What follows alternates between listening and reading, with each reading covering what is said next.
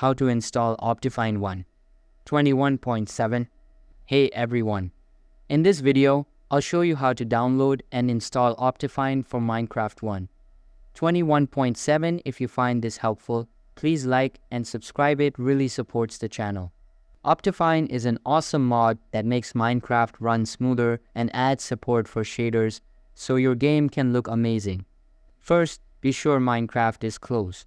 You can get OptiFine from the official website, just search for it or go to optifine.net. Look for the latest version for 1.21.7.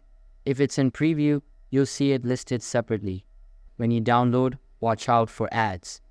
Ignore any big download buttons and wait a few seconds until you can skip ahead to the real file.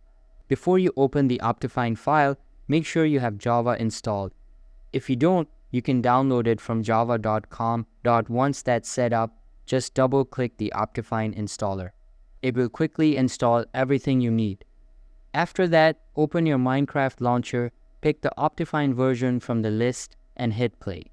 Once you're in the game, you'll find extra video settings, including options for shaders and performance tweaks. That's it. Your game should now run better and look fantastic. Thanks for watching. Don't forget to subscribe if this helped. Enjoy Minecraft.